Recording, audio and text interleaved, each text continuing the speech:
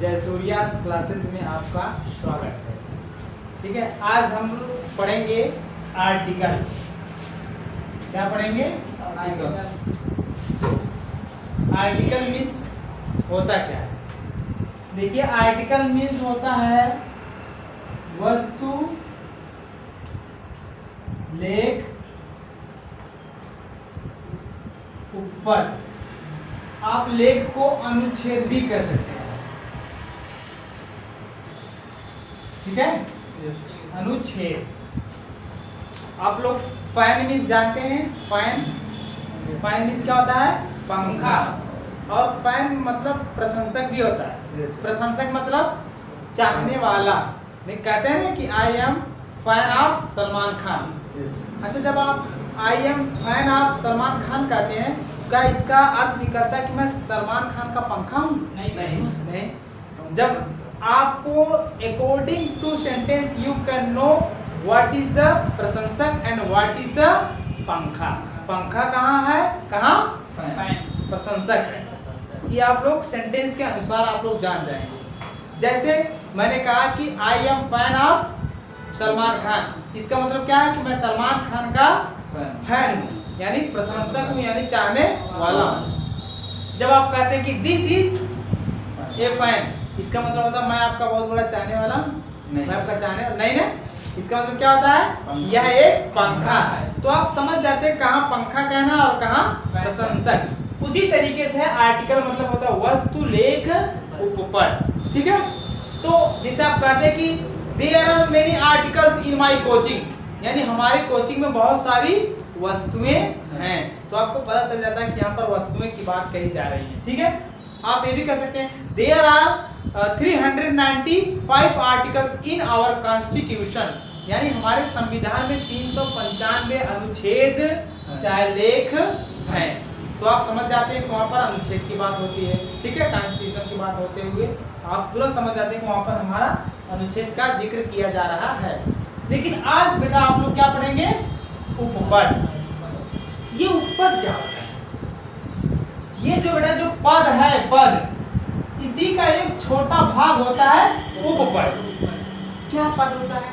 जैसे आपका हो गया राष्ट्रपति एक पद है, प्रधानमंत्री एक पद है, मुख्यमंत्री एक पद है। समझ रहे हैं? उसी का छोटा भाग होता है उपपद, उसी से सटा हुआ, उसी के सटा हुआ भाग है। जैसे आप कहते हैं कि राष्ट्रपति, तो उसका छोटा भाग क्या होता है? उपराष्ट्रपति। देखो, वही उप राष्ट्रपति पद है, ये उप मतलब छोटा, यानी उपराष्ट्रपति है ना। यानी जो राष्ट्रपति का पद है उससे सटा ये रहेगा, उसके साथ ही लगा रहता है, उसके साथ ही उपराष्ट्रपति। अगर राष्ट्रपति कुछ हो जाता है, खुदा न खास्ता हमारे राष्ट्रपति कुछ हो जाए, अगर राष्ट्रपति कुछ हो जाता है तो ये तुरंत जो उपराष्ट्रपति होता है राष्ट्रपति के पद पर तत्पर हो जाते हैं, फिर तुरंत दूसरा एक तैयार हो जाता है हमारा उपराष्ट्रपति। समझ रहे हैं? ठीक उसी तरीके से जैसे आप कहते हैं कि मुख्यमंत्री, जैसे आप लोग जानते हैं हमारे यूपी के मुख्यमंत्री कौन है? आदित्यनाथ। तो उनका एक छोटा पद है, क्या? उप मुख्यमंत्री। जैसे केशव प्रसाद मौर्य है ना, ये है ना उप मुख्यमंत्री, यानी उनसे छोटा, यानी उनके सटा ही। समझ रहे हैं? तो उसी तरीके से आज आप लोग क्या पढ़ेंगे? आर्टिकल। आर्टिकल मीन्स क्या होता है? उपपद। ठीक है, तो बेटा आर्टिकल आपके जो है दो प्रकार के होते हैं। कितने प्रकार के होते हैं? आर्टिकल दो प्रकार के होते हैं, लेकिन आर्टिकल होते हैं 3। ये क्या? आर्टिकल 3 होते हैं, लेकिन कितने प्रकार होते हैं? 2 प्रकार होते हैं। देखो, एक प्रकार ये होगा जिसको हम क्या कहते हैं? इंडेफिनिट। क्या कहते हैं? इंडेफिनिट। एक दूसरा क्या होता है? डेफिनिट। ठीक है, डेफिनिट मतलब, इंडेफिनिट मतलब क्या होता है? अनिश्चित, है ना। और डेफिनिट मीन्स क्या होता है? निश्चित। कितने प्रकार हो गए? 2 प्रकार हुए।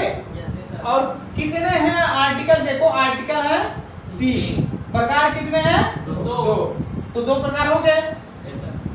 अब इनडिफिनिट में आपका आता है ए और एंड। ठीक है, ए और इसमें आते हैं आपके।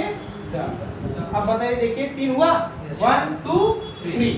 आर्टिकल 3, प्रकार 2। क्लियर हुआ बेटा? अब देखो हमको आज क्या पढ़ना है? अनिश्चित आर्टिकल, अनिश्चित यानी इनडेफिनिट आर्टिकल। ठीक है, ये देखो बेटा, जो ए है, ए मींस जानते हैं क्या होता है? एक। एन मींस क्या होता है? एक। दोनों मतलब एक होता है। ठीक है, लेकिन क्या होता है? कोई एक होता है। आर्टिकल कितने होते हैं? 3। प्रकार कितने होता है? 2, जिसमें एक है इंडेफिनिट, दूसरा है डेफिनिट। आज हम पढ़ेंगे ए और एन का प्रयोग। ठीक है, तो आप लिख सकते हैं यहाँ पर यूज ऑफ ए एन। ठीक है, अब मैं आपको बताना चाहता हूं कि ये जो है, देखिए दूसरा जो है डेफिनिट आर्टिकल है, इसको हम कल पढ़ेंगे। ठीक है, और इसको हम क्या करेंगे? आज पढ़ेंगे। तो देखिए इसका मतलब होता है, जैसे मान लीजिए आप रमेश हैं, आप क्या है? एक लड़के हैं। आप राहुल हैं, आप क्या है? आप भी एक लड़के हैं। दोनों लड़के हैं ना। अगर आप रमेश के घर अगर राहुल चले जाएं और राहुल के घर अगर रमेश चले जाएं, तो क्या ये मतलब सुटेबल है? संभव है? दोनों तो लड़के हैं, दोनों बराबर है इसके, क्यों नहीं सुटेबल है? आपके घर वाले ये नहीं कहेंगे कि मेरे घर एक लड़का आ गया, चलो कोई बात नहीं। आपके घर वाले कहेंगे मेरा रमेश कहाँ है, और आपके घर वाले कहेंगे मेरा राहुल कहाँ है। समझ रहे हैं? यानी उसी तरीके से जब एक सेंटेंस लिखेंगे तो उसमें एक जो ए वाला रहेगा वो कहेगा मेरा ए कहाँ है, दूसरा वाला कहेंगे मेरा एन कहाँ है। इसका मतलब ए की जगह एन नहीं लग सकता, एन की जगह ए। भले से दोनों का मतलब क्या होता है? एक ही। तो दोनों का मतलब एक है, तो ये मतलब नहीं है कि चलो जहाँ इच्छा करे वहां लगा दो। समझ रहे हैं? यानी आपको ए की जगह ए लगाना है, एन की जगह जिस तरीके से हमने अभी बताया। ठीक है, अब देखिए दोनों मतलब एक होता है, लेकिन क्या होता है? कोई एक। बेटा बहुत जगह पढ़े होंगे, मैं आपको आज बता देता हूँ इसकी एक क्वालिटी क्या होती है, द और ए और एन में क्या फर्क होता है। ठीक है, समझने का प्रयास करिएगा बेटा। जैसे मान लीजिए आप, मेरी एक कोचिंग चलती है ना, आप लोगों को पता है मेरी कोचिंग है RJ clear computer and English speaking institute. तो मेरी कोचिंग में बहुत अच्छे अच्छे बच्चे हैं, बहुत एडवर्टाइज हो गया, प्रचार हो गया है। तो कुछ लोग आए मेरे यहाँ, सपोज देखिए समझिए क्या फर्क है द और ए और एन में, क्या फर्क है ये आज आप लोगों को समझना है। ठीक है, तो उसमें क्या हुआ कि एक आदमी आया, कहीं सर मैं सुना हूँ कि आपके यहाँ जो है बहुत अच्छी पढ़ाई होती है, थोड़ा मुझको दिखाइए कैसे लोग जो है स्पीकिंग करते हैं। मैं अपने चपरासी से बोला कॉल ए बॉय, मैंने क्या कहा? Call a boy. अब वो बताइए कितने लड़कों को बुला के लेके आएगा? एक ही लोग को बुला के। लेकिन क्या पता है कि वो रमेश को बुला के लेके आएगा? क्या पता है राहुल को बुला के लेके आएगा? क्या पता है बिंद्रेश को बुला के लेके आएगा? क्या पता है किसको बुला के लेके आएगा? कोई। लेकिन बुलाया कितने को? एक को। कॉल ए बॉय, इसीलिए इसको क्या कहा जाता है? अनिश्चित। मतलब निश्चित नहीं है, लेकिन कितने लोग को बुलाएगा? समझ में आ रही बात? तो उसी को कहते हैं कॉल ए बॉय। अच्छा, मैं ये क्यों नहीं कहा कॉल एन बॉय, क्यों नहीं कहा? तो आज हम वही चीज जानेंगे कि कहां पर ए लगता है, कहां पर एन। ओके, अब देखिए बेटा, लोग कहते हैं कि जहां पर जब कभी किसी वर्ड की starting A E I O you से होती है तो हम क्या लगा देते हैं? एन लगा देते हैं। और जहां इसकी स्टार्टिंग ना हो वहां पर ई होती है। ये तो हम एकदम नहीं मानते हैं। समझ रहे हैं? क्यों नहीं मानते हैं? देख लो बेटा, जैसे मान लीजिए आपने देखा यहाँ पर लिखा है एलिफेंट। एलिफेंट में क्या है? ई। क्या लगा देंगे? है। ठीक है,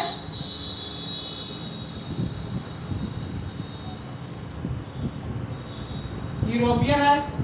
ठीक है, यहाँ भी ई है, क्या लगाएंगे? गलत हो जाएगा। समझ रहे हैं? अब देखिए दूसरा चीज देख लीजिए, जैसे आपने लिख दिया हॉर्स, क्या है? क्या लगाएंगे? सही है, ये भी सही है।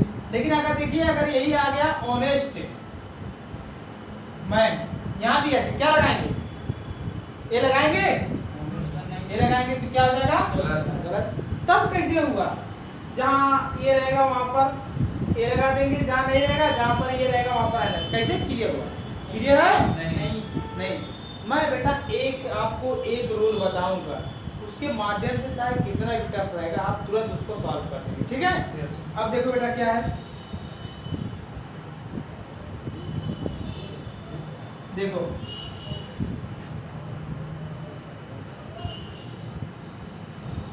जब किसी इंग्लिश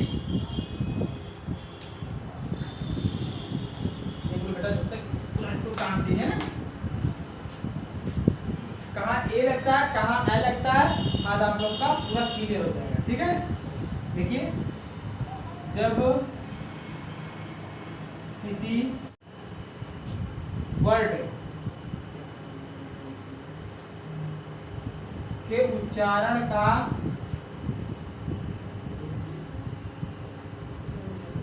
पहला अक्षर अगर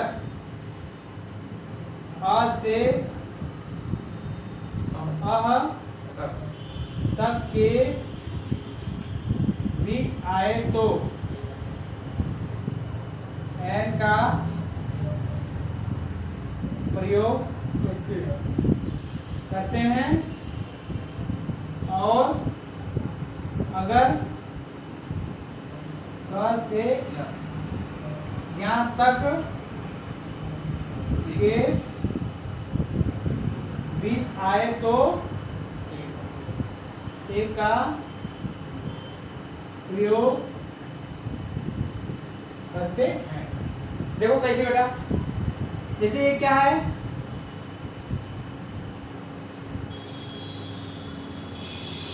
मान लीजिए इसको आप नहीं जानते हैं तो इसको क्या कहेंगे? इसको आप यही कहेंगे सर ये इंग्लिश है, क्या कहेंगे? इंग्लिश वर्ड है ना। आप इसको जान जाएंगे। देखिए जब किसी इंग्लिश वर्ड, अब इसको आप क्या पढ़ेंगे, क्या पढ़ेंगे?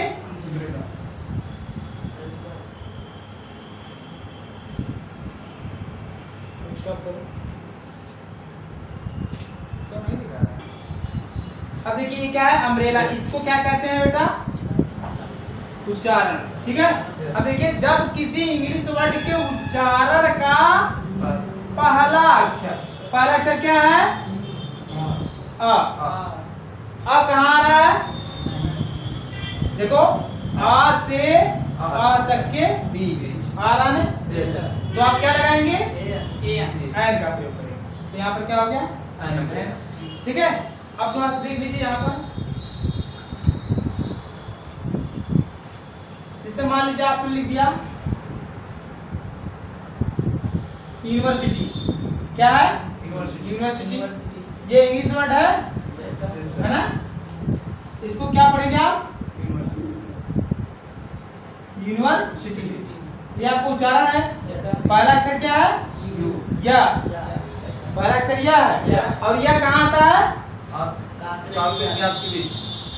देखिए का से यहाँ तक के बीच आए तो ए का प्रयोग, है ना? अगर आप यहाँ पर ए ई आई ओ यू से बात करते तो आई लगाना पड़ता। देखो यू आ गया ना, यहाँ यू आ तो आई लगा दीजिए, लेकिन यहाँ भी तो यू है, तो आप क्या करेंगे? जो आपकी ध्वनि निकलती है, जो आप बोलते हैं, उसमें आप ए और आ का प्रयोग, ए और एन का प्रयोग करते वक्त ये चीज ध्यान दीजिए, इसका प्रोनाउंसिएशन आ से आ तक के बीच आ रहा है कि नहीं, का से ज्ञान तक के बीच आ रहा है कि नहीं, ये देखना। अगर का से ज्ञान तक के बीच आए तो ए का प्रयोग करें, अगर आ से आ तक के बीच आए तो एन का प्रयोग करें। ओके? और ये बेटा आर्टिकल एक ऐसी इसकी क्वालिटी है, किसी सेंटेंस में एक लिखा हो चाहे ना लिखा हो, सबसे बड़ी क्वालिटी, एक लिखा हो चाहे ना लिखा हो, अगर वह चीज काउंटेबल है, गिनने योग्य है, और उस सेंटेंस में आपको पता चल रहा है कि बात एक की हो रही है, तो वहां पर ए और एन लगाने से कभी मत हिचकना। ये है आपका ए और एन का प्रयोग। देखिए जैसे मान लीजिए आप कह दीजिए हॉर्स। हॉर्स में पहला अक्षर क्या है? एच। लेकिन आप पढ़ क्या रहे हैं? हा। समझ रहे हैं? Yes, sir. क्या लग जाएगा? ए क्योंकि हाँ कहाँ तक का से 11 के बीच क्या लगेगा? ए।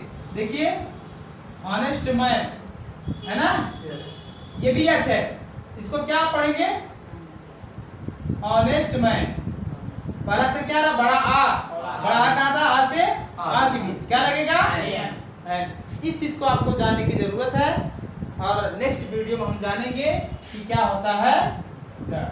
ओके, आज की वीडियो यहीं तक। Thank you.